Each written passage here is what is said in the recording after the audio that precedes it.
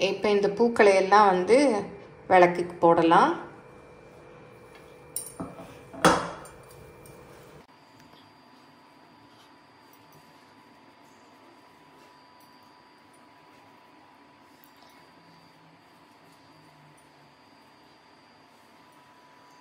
Hi friends, welcome to Annam's recipes.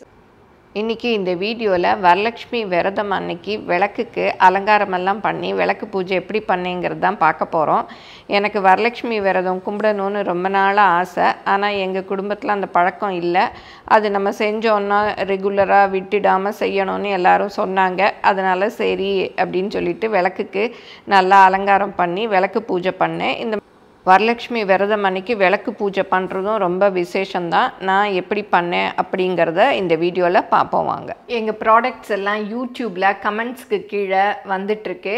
அதில் போய் click பண்ணிங்கன்னா அதோட ரேட்டு டீட்டெயில்ஸ் எல்லாமே இருக்கும். அதை கிளிக் பண்ணி நீங்கள் வேணுங்கிற பொருளை ஆர்டர் பண்ணி வாங்கிக்கலாம்.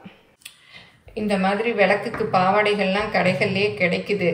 நம்ம விளக்கோட சைஸை அளந்துட்டு போய் வாங்கிக்கலாம். இருந்தாலும் நம்மளே வந்து செஞ்சு விளக்குக்கு பாவாடையாக கட்டுறச்சே ரொம்ப சந்தோஷமாக இருக்கும். விளக்கு பூஜைக்கு விளக்கெல்லாம் எடுத்து விளக்கி நல்லா தொடச்சி வச்சாச்சு. நல்லா காஞ்சிருச்சு. இதெல்லாம் இப்படி மாட்டிக்கலாம். இதெல்லாம் மாட்டிட்டு மஞ்சள் குங்குமம் வச்சுக்கலாம். இந்த மாதிரி இருக்கிறதுனால நமக்கு அப்படியே கழட்டி விளக்குறதுக்கு அப்புறம் எடுத்து உள்ளே வைக்கிறதுக்கெல்லாம் ரொம்ப ஈஸியாக இருக்கும். இப்போ நல்லா ஃபிட் பண்ணியாச்சு. இப்போ விளக்குக்கெல்லாம் சந்தனம் குங்குமம் வச்சுக்கலாம், இல்லை மஞ்சள் குங்குமம் வேணாலும் வச்சுக்கலாம்.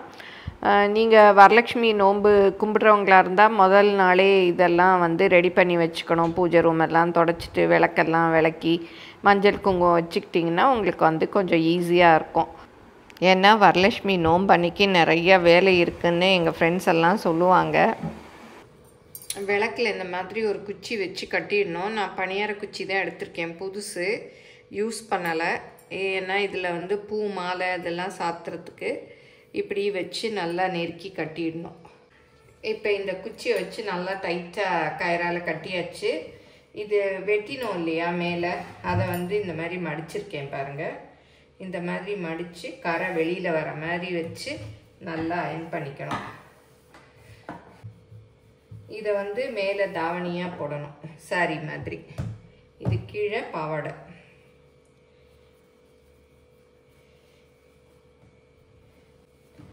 இதையுமே கொஞ்சம் நல்லா மடிப்பு இருக்க மாதிரி அயன் பண்ணிக்கலாம்.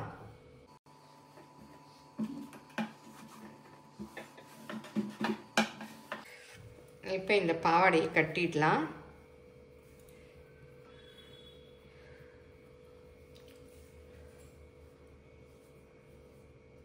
இந்த குச்சிலேயே கட்டிட்டேன்னா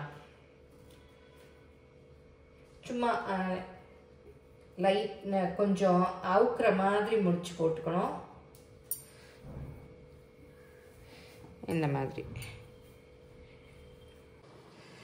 இப்போ வந்து பாவாடை கட்டியாச்சு. இப்போ இந்த மேலே இந்த மடித்து அயன் பண்ணி வச்சுருக்கோம் இல்லையா, அதை வந்து இப்படி போட்டுடலாம்.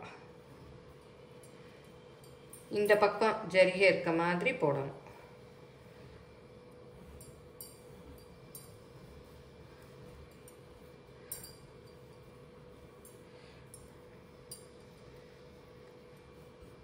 ரெண்டையும் எடுத்து அப்படியே பின் பண்ணிடலாம்.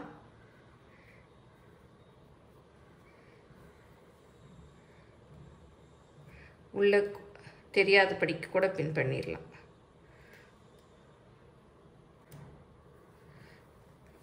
பாருங்க, தெரியல. இப்போ நல்லா எடுத்து விட்டுக்கலாம். இப்போ நகைகள் எல்லாம் போடலாம். இதை வந்து ஒட்டியானமாக போடலாம், இல்லாட்டா மாலையாக கூட போடலாம்.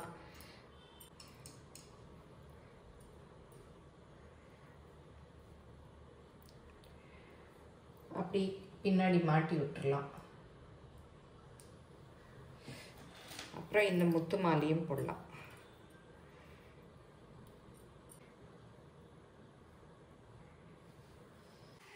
இப்போ நகைகள் எல்லாம் போட்டாச்சு, மாலையும் போட்டுடலாம்.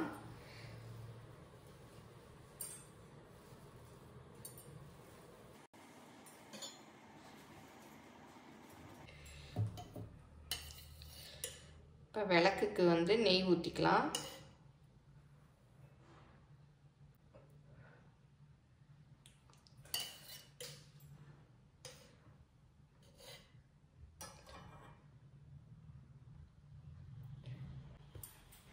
பஞ்சுத்திரி 2 எடுத்திருக்கேன். இதை அப்படியே நல்ல கையில் அப்படியே பண்ணிட்டு அப்படியே போடலாம்.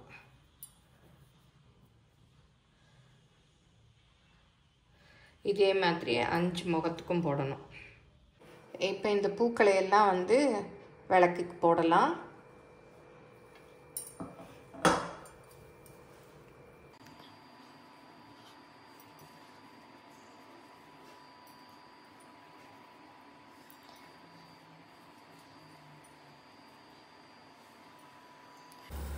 பிரசாதத்துக்கு கேசரி தான் செய்ய போகிறேன். ஒரு 2 ஸ்பூன் கிட்ட நெய் ஊற்றிக்கலாம்.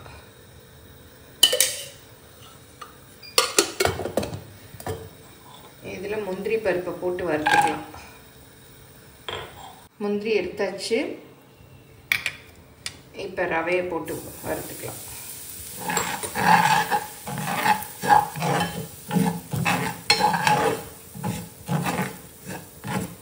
கலருக்கு 2 சிட்டிகை மஞ்சள் பொடி போடுறேன். நீங்கள் வேணும்னா கேசரி கலர் கூட போட்டுக்கலாம்.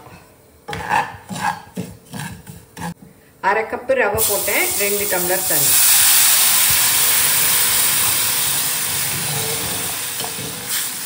ஒரு 1/4 டீஸ்பூன் ஏலக்காய் பொடி.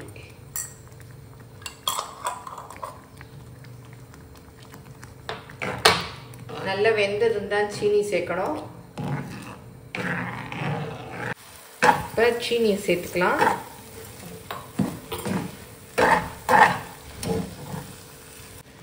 கொஞ்சம் நெய் ஊற்றிக்கலாம்.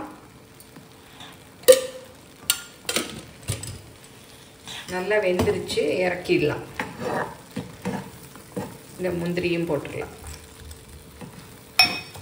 இப்போ விளக்க வைக்கிறதுக்கு தாம்பாளத்தில் பச்சரிசி போட்டிருக்கேன். 3 கைப்பிடி அளவு அந்த பேஸ் இருக்கிற அளவுக்கு போட்டுக்கணும். பச்சரிசியில் கொஞ்சம் மஞ்சள் போட்டு அட்சதை பண்ணிக்கலாம். கொஞ்சமாக தண்ணி தெளித்து பெசரிக்கங்க. ரொம்ப ஊற்றிடாதீங்க. அப்படி கொஞ்ச நேரம் விட்டுட்டா காஞ்சி சரியாயிடும். இப்படி பரப்பி விட்டுருங்க, காஞ்சிரும். இப்போ இங்கே கோலம் போட்டாச்சு. இந்த தட்டில் வந்து பச்சரிசி வச்சுருக்கேன். இதை இந்த கோலம் மேலே வச்சுட்டு விளக்கை இங்கே வச்சிடலாம். விளக்குக்கு எல்லா அலங்காரமும் பண்ணவும் எவ்வளோ அழகாக இருக்குது பாருங்கள். பார்த்து பார்த்து ரசிச்சுட்டே இருக்கலாம் போல் இருக்குது. பூஜைக்கு தேவையான பொருட்கள் எல்லாத்தையும் இந்த டேபிள் எடுத்துகிட்டு வந்து வச்சுக்கணும். ஒரு தட்டில் ஒரு ப்ளவுஸ் துணி, 2 விரலி மஞ்சள், குங்குமம், வளையலெல்லாம் வச்சுக்கணும். அப்புறம் அர்ச்சனை பண்ணுறதுக்கு உதிரி பூக்கள், எந்த பூக்கள் இருந்தாலும் வச்சுக்கலாம். அப்புறம் அந்த அர்ச்சனை குங்குமம் அட்சதை போடுறதுக்கு 2 வெத்தலை நீட்டாக கழுவி எடுத்து வச்சுக்கணும். அப்புறம் அட்சதை, குங்குமம், அப்புறம் மஞ்சளில் பிள்ளையார் பிடிச்சி வச்சுக்கணும். நீங்கள் வெள்ளியில் பிள்ளையார் இருந்தாலும் எடுத்து வச்சுக்கலாம். தேங்காய் உடச்சி வச்சுக்கணும். பிரசாதம் எடுத்து வச்சுக்கணும். அப்புறம் பழங்கள் என்னென்ன வாங்கி வச்சுருக்கீங்களோ அதையும் எடுத்து வச்சுக்கலாம்.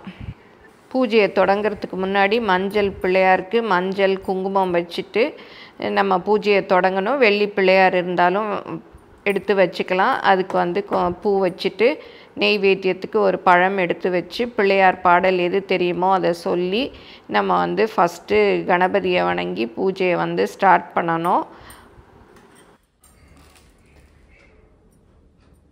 5 கரத்தனை யானை முகத்தினை இந்தி நிலம்பிரை போலும் எய்த்தினை நந்தி மகந்தனை ஞான கொழுந்தின் புந்தியில் வைத்தடி போற்றுகின்றேனே. விநாயகரை கும்பிட்டுட்டு நம்ம குலதெய்வத்தையும் கும்பிட்டுட்டு விளக்கு பூஜையை ஸ்டார்ட் பண்ணணும். இப்போ நம்ம தீபம் காமிச்சோம் இல்லையா, அதில் வந்து விளக்கை ஏற்றிக்கணும். விளக்கோடைய 5 முகத்தையும் ஏற்றிக்கணும். ஏற்றிட்டு விளக்கு பூஜையை ஸ்டார்ட் பண்ணணும். நல்ல திரியில் வந்து சூடம் கொஞ்சம் வச்சுக்கிட்டிங்கன்னா டக்குன்னு பிடிக்கும். இல்லாட்டி அந்த நெய் ஊறி ஏற்றுறதுக்கு கொஞ்சம் டைம் ஆகும். அதனால் அந்த திரியில் எல்லாத்துலேயும் கொஞ்சம் சூட வச்சுக்கணும். அப்புறம் நமக்கு தெரிஞ்ச எந்த ஸ்லோகம் வேணாலும் சொல்லி அர்ச்சனை பண்ணலாம். நான் பண்ணிகிட்ருக்கேன் பாருங்கள். நான் மகாலட்சுமி அஷ்டோத்திரம் தான் சொன்னேன். உங்களுக்கு என்ன தெரியுமோ திருவிளக்கு போற்றி எல்லாம் கூட இருக்குது. அந்த புக்கெல்லாம் வாங்கி வச்சுட்டு அதெல்லாம் சொல்லி குங்குமம், அப்புறம் அட்சதை, உதிரிப்பூக்கள் எல்லாத்துலேயும் மாறி மாறி நம்ம வந்து அர்ச்சனை பண்ணலாம். அப்புறம் விளக்குக்கு தெரிஞ்ச விளக்கு பாடல்கள், அப்புறம் லக்ஷ்மி பாடல்கள் எது தெரியுமோ அதெல்லாம் சொல்லி நம்ம வந்து பூஜை பண்ணலாம். பூஜையெல்லாம் ஆரம்பிக்கிறதுக்கு முன்னாடியே ஊதுபத்தி, சாம்பிராணி எல்லாம் பற்ற வச்சு அதை நல்லா காமிச்சு அந்த ஸ்டாண்டில் வச்சிடணும். அப்புறம் பூஜை முடிஞ்ச பிறகு தேங்காய் உடச்சி வச்சுருக்கோம் இல்லையா, வெத்தலை பாக்கு அதெல்லாம், அப்புறம் பழங்கள், அப்புறம் நம்ம செஞ்சு வச்சுருக்க பிரசாதம் எல்லாத்தையும் வச்சு விளக்குக்கு, இப்போ விளக்கை தான் நம்ம சாமியாக பாவித்து நம்ம அர்ச்சனை பண்ணுறோம். எல்லா நெய்வேத்தியங்களையும் காமிச்சு தீபங்களெல்லாம் காமிச்சு கும்பிடணும். அப்புறம் முடிஞ்ச பிறகு விழுந்து கும்பிடணும். சுற்றி வர இடம் இருந்தால் விளக்கை வந்து 3 தடவை சுற்றி வந்து கும்பிடலாம், இல்லாட்டா சும்மாவே விழுந்து கும்பிட்டுக்கலாம். இந்த மாதிரி தான் நான் வந்து விளக்கு பூஜை செஞ்சேன். இந்த விளக்கில் நெய் இருக்கிற வரைக்கும் நம்ம எரிய விடலாம். மலை ஏற்றணும் அப்படிங்கிற அவசியம் இல்லை, அதுவே நெய் இருக்கிற வரையும் எரியும். பாருங்கள் எவ்வளோ அழகாக இருக்குது விளக்கு, பார்க்க அப்படியே பார்த்துக்கிட்டே இருக்கலாம் போல் இருக்குது. நீங்களும் சுவையாக சமைக்கணுமா, எங்கள் மசாலா பொடிகளை யூஸ் பண்ணி பாருங்கள். அதெல்லாம் வாங்கணுன்னா ஸ்க்ரீனில் வர்ற வெப்சைட்டுக்கும் வாட்ஸ்அப் நம்பருக்கும் போய் ஆர்டர் பண்ணிங்கன்னா நீங்கள் வேணுங்கிறத வாங்கிக்கலாம். இந்த மாதிரி தான் நான் வரலட்சுமி விரதம் அன்னைக்கு விளக்குக்கு பூஜை செஞ்சு சாமி கும்பிட்டேன். இந்த வீடியோ உங்கள் எல்லாருக்கும் பிடிச்சிருக்கும்னு நினைக்கிறேன். நீங்கள் எல்லோரும் எப்படி சாமி கும்பிடுவீங்க அப்படிங்கிறதையும் சொல்லுங்கள். இந்த வீடியோ பிடிச்சிருந்தால் லைக் பண்ணுங்கள், உங்கள் ஃப்ரெண்ட்ஸுக்கும் ஷேர் பண்ணுங்கள். மறக்காமல் எங்கள் சேனலை சப்ஸ்கிரைப் பண்ணுங்கள். ஃபேஸ்புக், இன்ஸ்டாகிராமில் அன்னம்ஸ் ரெசிபீஸை ஃபாலோ பண்ணுங்கள். தேங்க்யூ.